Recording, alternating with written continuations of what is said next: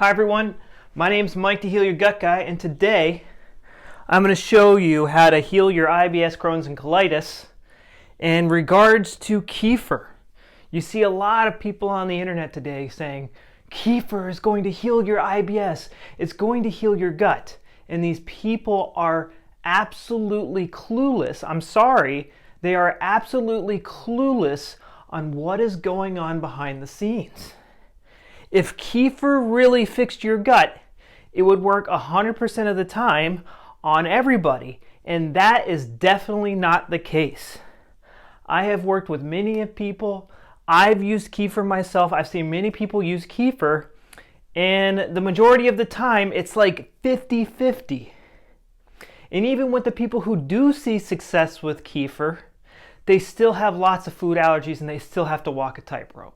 So even then, it really has a very poor track record of healing any disease. Now, I'm not saying that kefir isn't a good food. Kefir is a great food, but it will never fix your gut. It will never ever fix your gut.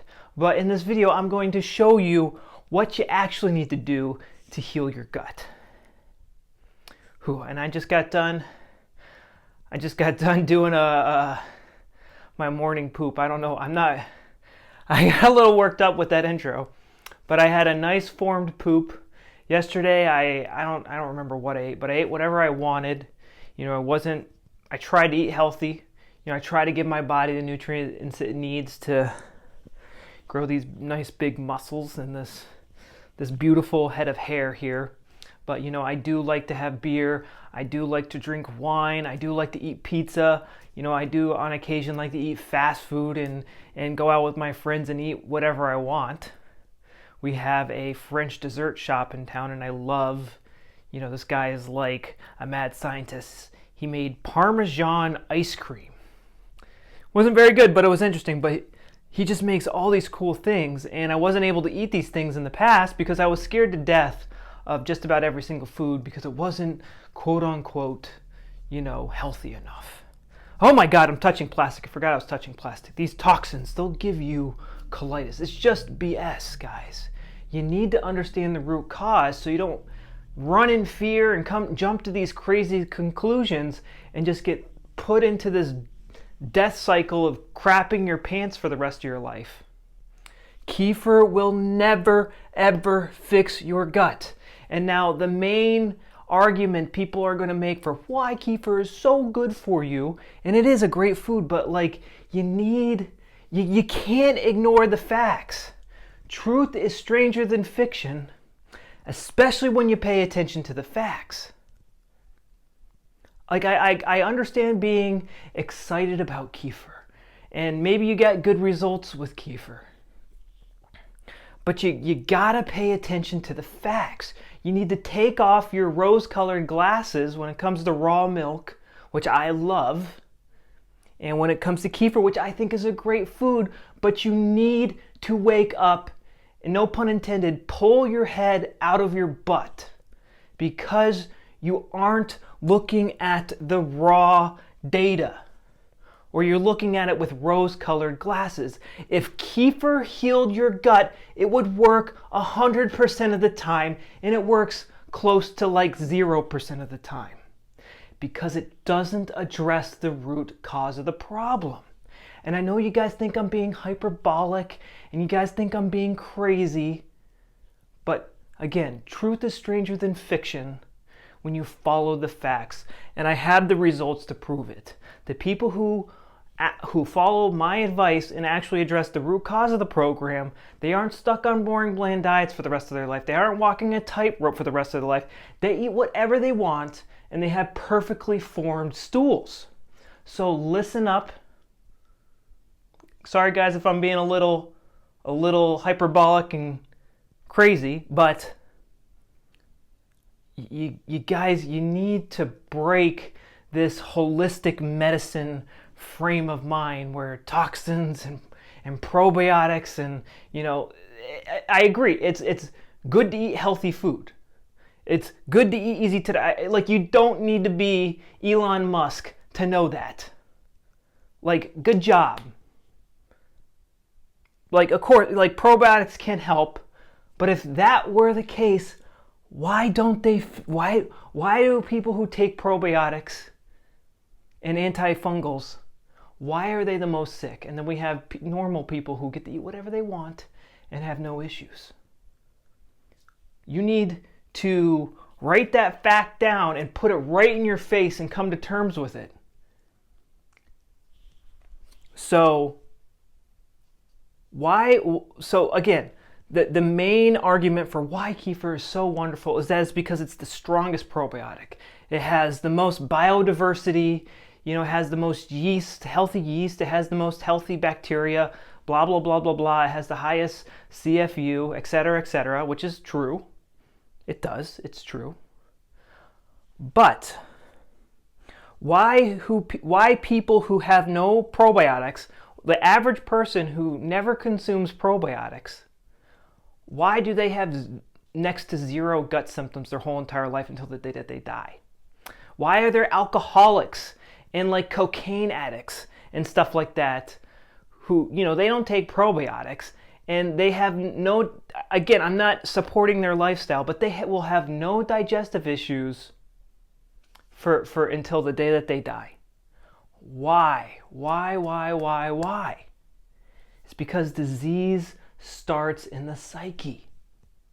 And now before you call me crazy and you turn off this video, just look at the results whatever you're about to try, whatever you're thinking about trying, whatever you're trying, I've already done it and I've already seen a million other people do it. It's not going to work because you're not addressing the root cause. It starts in the psyche. There was a stressful event that caught you off guard. What was the stressful event that occurred near the same time that your symptoms started? For those of you with colitis, it should be pretty easy to pick out that event. Those of you with IBS or Crohn's, it might be a little harder to pick out that event, but those people usually have a lot of indigestible anger in their life. Now, what happens when this stressful event hits you and you interpret it as an indigestible morsel? I can't believe that person said that to me. I can't believe I didn't get that job promotion. I can't believe my girlfriend broke up with me. I can't believe it. I can't digest this. We even have it in our language. In Russian, there's a very literal translation of something is, I can't digest that person. But we also have it in the English language. I just can't stomach what that person did. Like, we have this in our language. And what happens on the brain level, there's going to be a ring-shaped formation. There's going to be a ring-shaped formation in your brainstem after this stressful event occurs. This signifies that we are now operating a special program. All of the tissues, all of the organs in our body developed for a very specific survival purpose. So it makes sense when we experience a stressful situation to put one of these organs into overdrive to help us overcome it. So when we're conflict active, what am I going to do? What cool new shoes should I wear? How should I comb my hair to find a new girlfriend while I'm single and I'm stressed out about being single and being a loser? How do I get that next job? I didn't get that job promotion. What do I got to do? When you have these conflict shocks, your psyche, your thoughts are obsessed with the problem, trying to fix it. All these things have a purpose. There's a reason why our body does these things. Nothing is random. Nothing is random. There's all a very specific purpose for why our body does certain things. It's reacting to certain stressors because we are wired to survive. So when we do resolve that, so on the organ level, on our small intestine and on our colon, our intestines, to help us digest this indigestible thing in our life, we're building extra gut cells. Have you ever had a colonoscopy and you have polyps on your colonoscopy? Those are the extra gut cells. Your body made these to help you digest this indigestible thing in your life. The psyche, the brain, interprets things very figuratively. And us modern humans especially have very imaginative imaginations. This indigestible thing in your life. Now, there's no diarrhea or cramping and blood and mucus in your stool just yet and gut pain. That happens in the healing phase. So when you get a new girlfriend, when you find a new job, or you get that promotion, or you come to terms with not getting that promotion, whatever that indigestible thing, whenever you resolve it, that's when it's time to get rid of these extra gut cells. And the body does this with the help of bacteria and fungi. And it's not going to be fun. You're going to get blood. You're going to get diarrhea. And the bacteria and the fungi are taking away these extra gut cells we no longer need. You do not have an infection. Probiotics will not fix this imbalance. They will never fix this imbalance because this imbalance is controlled. It's been ordered by your brain. These bacteria, these fungi, they come from your own cells. Yes, they come from your own cells. They don't come from outer space. They could come from the outside. You know, the yogurt and the probiotics, the kefirs, those probiotics are coming from the outside.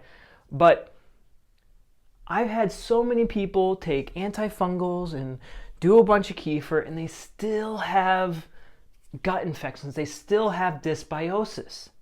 It's like mathematically impossible for them to have dysbiosis, yet they still do. And this is because the special program is still active. We're still in the healing phase. We get stuck in this healing phase. And you know, the terrain theorists have confirmed this. There's something called the somatid cycle, and they've watched bacteria and fungi come out of your own cells, and cancer cells as well. They are made by your own cells. There is something happening, which it's this special program that's governing this process of what microbes, what organisms are in your gut, and their purpose is to remove these extra gut cells. And now people get stuck in the healing phase. The healing phase is only supposed to last a specific lot of time. It all depends on how intense and how prolonged your conflict was. So like if you were conflict active for 6 months, or if you were conflict active for a month, you know, the symptoms will vary greatly. But it's only supposed to be temporary. But you know, the reason why we get stuck in this healing phase, there's two reasons. There's tracks. So a good example of a track is one of my students, he resolved his conflict. He wasn't sure what he was going to do with his life. He was going to play college football, but he broke his arm. And so he was conflict active for 6 months because he couldn't play football anymore. And then 6 months later, he discovered he wanted to be an entrepreneur. He wanted to do this. He wanted to do that. So he was over it. But the night he got over it, he had a hamburger and a milkshake. And that's when all the nasty symptoms started. And so instead of recognizing that he had resolved this indigestible morsel, and that he was getting rid of these extra gut cells, he blamed it on the dairy and he blamed it on the red meat. And so every time he had these foods, it restarted it didn't restart the program, but it delayed the program.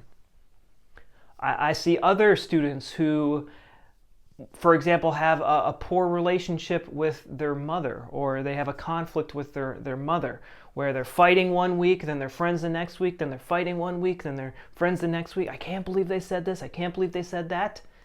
It's on and off, on and off, on and off, on and off. And they get stuck in the healing phase, and these bacteria and fungi just stay there. I have seen people turn off their food intolerances overnight when they realize that It was these stressful events that kind of caused this cascade of events, and not foods. Food is safe. With holistic medicine right now, we are demonizing just about everything. I mean, you can't, like, oh yeah, eat organic food. Like, half the organically labeled food is still like sprayed with pesticides and stuff. It's like a walking oxymoron. Is that the right word? It's super hypocritical, because we can't abide by this total purity standard, and it's not even possible even if we tried. And I've seen people actually do it and they don't get results. Then they use German new medicine and they get better. They resolve these tracks. I have videos on my channel on how to do this. It's for IBS, Crohn's, and colitis.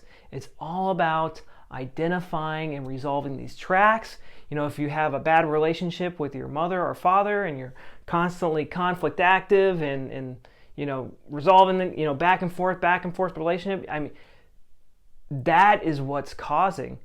And you'll notice this. What do you get emotional about right before you get symptoms? Kefir cannot fix your relationship with, you know, whoever you're fighting with. Kefir cannot make you think different thoughts, unless maybe you make it with magic mushrooms or something like that, or you spike it with DMT or something. I don't know.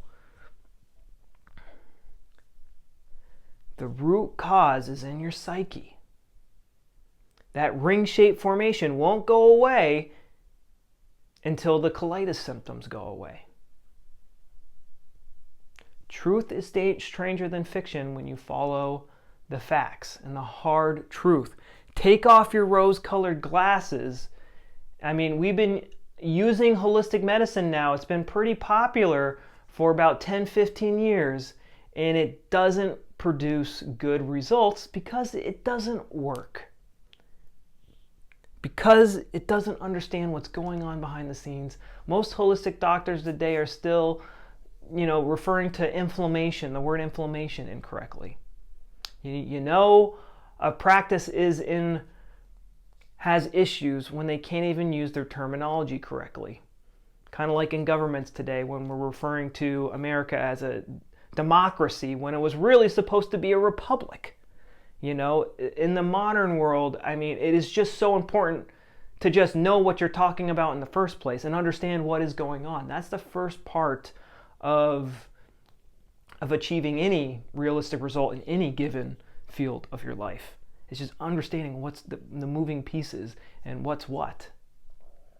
So this is what is happening.